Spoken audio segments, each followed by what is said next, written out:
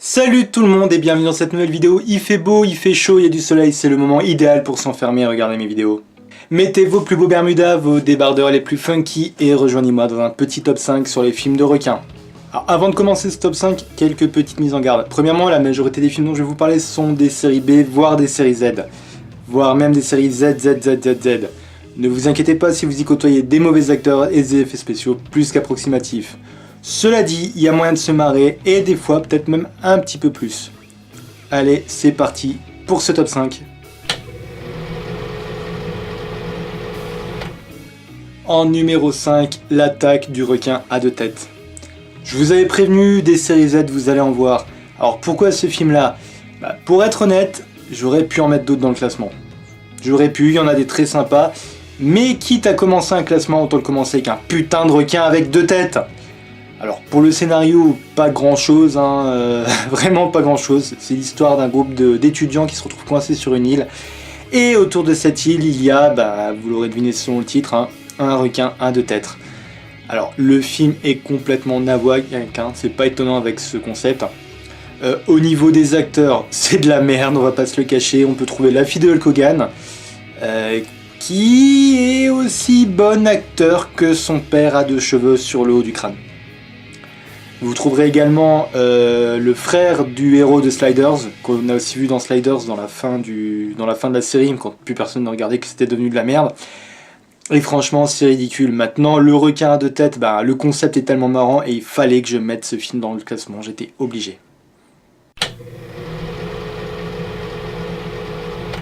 En numéro 4, Ghost Shark.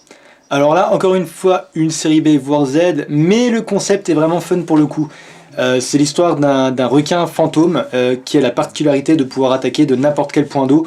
Et ce qui est cool avec ce film, c'est que le film tient ses promesses niveau nawak, puisqu'on a un requin qui va attaquer à partir de tuyaux d'arrosage, de verres d'eau, même à partir de la pluie à la fin du film. Le seul truc qu'ils font pas, c'est attaquer à partir du corps humain, sachant que le corps humain est censé avoir 80% d'eau. Mais bon, pour le coup, à part ça, le film tient ses promesses. Encore une fois, série B, donc effets spéciaux pas top, acteur plus que moyen, mais pour le coup je vous le conseille quand même parce qu'il est très divertissant. Et c'est tout ce qu'on lui demande.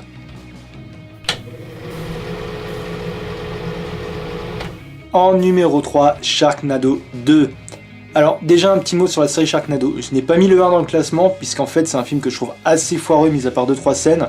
2-3 scènes épiques, mais qui suffisent pas à rendre le film incontournable. Il y a Sharknado 3 aussi qui est relativement décevant, même si l'introduction du film est vraiment excellentissime. Le reste du film est un petit peu en dessous. Donc si vous deviez n'en voir qu'un, regardez le 2. Si vous pouvez voir les 3, regardez, les 3 restent quand même appréciables, mais le 2 pour moi est le meilleur, puisque c'est le plus n'importe nawakesque. Au niveau de la réal, c'est de la rouille totale. Au niveau des acteurs, comme les deux autres films d'avant, c'est pas la joie. Par contre, ce qui est cool, c'est le nombre de guests qui apparaissent dedans. On peut voir par exemple Kurt Angle pour les fans de catch, et je sais qu'il y en a sur la chaîne. Et il est vraiment sympa.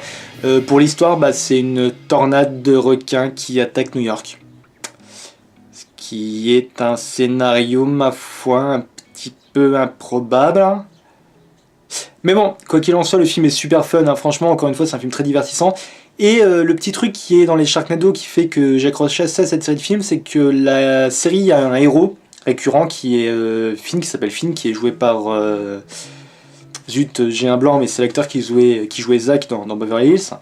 Et je trouve que le personnage est assez attachant, donc attachant dans le sens un peu loser, mais héros malgré lui. C'est un petit peu comme Ash de Evil Dead, mais en moins obsédé. Mais c'est un des points forts de la série et qui fait que je m'y accroche pas mal en fait.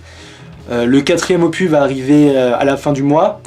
D'après les bandes annonces, ça a l'air d'être aussi nawak que le 2, donc à to be continued. Mais si vous pouvez voir les Sharknado, surtout le 2, regardez-les, c'est encore une fois un bon divertissement. Numéro 2 de ce classement, et je vous avoue que c'est un petit peu le film qui m'a poussé à faire ce classement parce que je m'attendais pas à grand chose en le regardant et finalement j'étais bien surpris.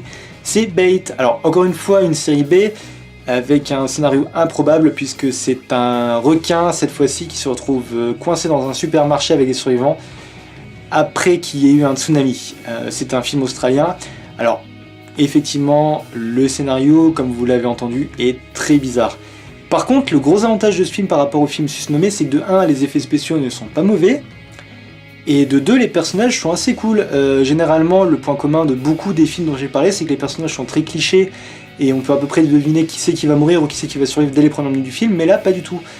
Tous les personnages, pour la plupart, sont attachants. Il y en a un ou deux qui sont un petit peu plus clichés que les autres, et du coup, c'est un petit peu plus facile de deviner leur sort. Mais dans l'ensemble, c'est assez compliqué de savoir qui va mourir. Et surtout, les personnages, on en a quelque chose à faire. Tous ont leur petit côté attachant. Alors, il y a des clichés quand même. On se retrouve avec le braqueur qui est pas trop méchant, mais qui est quand même méchant, mais pas trop, qui est joué par Julian McMahon, qu'on a pu voir dans la série Nip Tuck. Ou pour moi, par exemple, je l'ai découvert dans Profiler. Ou c'est le Docteur Fatalist dans les premiers films 4 Fantastiques. Et d'autres acteurs que je n'ai pas vu ailleurs, mais qui, ma foi, se démerdent pas trop mal. Donc, Bait, ça s'appelle. C'est un film qui est en 3D. Si vous pouvez le voir en 3D, en plus, regardez-le en 3D, parce que le 3D est bien sympa. Et je vous le conseille vivement. Très bonne surprise.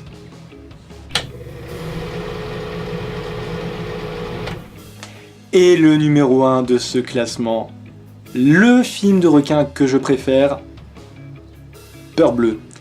Peur Bleue, c'est pas vraiment une série B, c'est plus ou moins ce qu'on pourrait appeler un petit blockbuster. C'est un film qui a été réalisé par Renny Harlin, et Renny Harlin qui est un réalisateur qui est un peu, c'est un peu le réalisateur dont on a vu plein de films sans le savoir. Par exemple, il a fait le deuxième Die Hard, 58 minutes pour vivre. Il a fait plein d'autres films. Pour les fans de catch, par exemple, c'est lui qui a réalisé, il me semble, 12 Round 2, ou 12 Round 1 peut-être, je mettrai l'info dans les commentaires. Et ça raconte l'histoire de chercheurs qui font des recherches pour guérir la maladie d'Alzheimer et qui font des tests sur les requins. Manque de peau, ça rend les requins beaucoup plus intelligents, et les requins vont essayer de les bouffer. Alors encore une fois, c'est un petit blockbuster, dans le scénario vous vous rendez compte, c'est pas non plus la joie, mais ce qui est bien avec ce film, c'est qu'on ne s'ennuie pas 2 secondes, il y a toujours quelque chose qui se passe. Les acteurs dedans sont très cool, il y a Samuel L. Jackson, qui est Samuel L. Jackson, qui est déjà une preuve de coolitude. Il y a aussi Thomas Jane, qui est un acteur que j'apprécie beaucoup, qu'on a vu dans pas mal de films, qui a pas fait de gros films, et quand il a fait des gros films, je crois qu'ils ont pas trop bien marché. Mais c'est un acteur, c'est l'acteur qui joue le Punisher dans le film des années 90, qui n'a pas très bien marché justement. Ou plus récemment, on l'a vu dans la série The Expanse, et qui est donc le personnage principal du film, qui est cool, qui est un petit peu cliché aussi, puisque c'est le personnage qui a un passé assez lourd, qui le cache, mais qui a un héros en grand cœur au fond de lui. Enfin bref. Peur Bleue, c'est un film que je vous conseille vivement. Voilà, c'est tout pour le classement. Vous pensiez que j'allais l'oublier? Vous pensiez que j'allais l'oublier? Eh non, c'est pas un top 5, puisque le vrai numéro 1, encore plus que Peur Bleue, des meilleurs films de requins, vous le savez, c'est même pas la peine que je le dise, mais je le dis quand même, c'est Les Dents de la Mer. Alors Les Dents de la Mer, pourquoi je l'ai pas mis dans le classement? Parce que quand tu mets Les Dents de la Mer dans le classement, ça te baisse tous les autres films. Les Dents de la Mer, c'est un chef-d'œuvre, c'est un classique réalisé par Steven Spielberg. C'est le seul film au monde qui arrive à te faire 1 heure dans la deuxième partie du film, qui est juste centré sur 3 mecs qui vont à la pêche. Et c'est un film excellent. Alors pour ceux qui ne le connaissent pas, Les Dents de la Mer, ça raconte l'histoire d'une petite ville des États-Unis, la petite ville d'Amity, il me semble, qui est sur une île, qui subit les attaques d'un requin.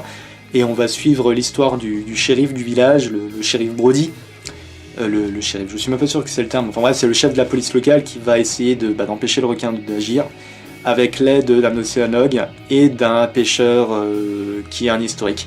Alors, quand on voit le film, quand on l'a pas vu mais qu'on a vu d'autres films, on peut avoir une impression de déjà vu parce qu'il fait partie de ces films comme Le Parrain par exemple, qui ont été tellement parodiés et qui ont tellement donné de code au genre que même si on ne l'a pas vu, on connaît le film. Mais non, c'est un film à regarder, il est excellent. C'est du Spielberg, ce qui est en soi une gage de qualité. La musique est culte, les répliques sont cultes. Et tout à l'heure, je parlais de Sharknado 2 et de son héros Finn. Là, c'est pareil, le héros du film, le shérif Brody, est vraiment attachant. Il fait partie de ces héros qui sont pas des héros de films d'action à la base, qui sont humains. C'est un père de famille qui a ses ennuis avec ses enfants, avec sa femme. Mais l'interprétation de Roy Schneider est vraiment excellentissime et c'est un des gros avantages du film. Mais il n'y a pas que lui, les seconds rôles sont cool aussi. L'océologue dont je parlais est joué par... j'ai un blanc, c'est pas grave, j'arrangerai ça en post-prod. Et c'est vraiment un film que je vous conseille vivement. Donc, tous les films du classement du top 5 en eux-mêmes étaient des séries B. Et Les Dents de la Mer, vous l'aurez compris, c'est pas un série B. Je crois même que c'est même un des films qui a donné, qui a donné naissance à cette vague de blockbusters qu'on a depuis les années 70. Et je vous le conseille vivement. Voilà, c'est tout pour cette vidéo. Vous l'aurez remarqué, le décor a un petit peu changé. Comme je le disais dans une autre vidéo, j'ai déménagé et tout n'est pas encore rangé totalement, d'où le bordel. Si vous avez aimé cette vidéo, abonnez-vous à la chaîne. Vous l'aurez remarqué peut-être, c'est une vidéo que j'ai fait sans script. Donc si vous avez aimé, que vous trouvez ça plus naturel, n'hésitez pas à me le dire dans les commentaires, je ferai plus de vidéos du genre. Et les trucs habituels, abonnez-vous à la chaîne, partagez la vidéo, je vous fais plein de bisous, profitez de l'été quand même. À bientôt.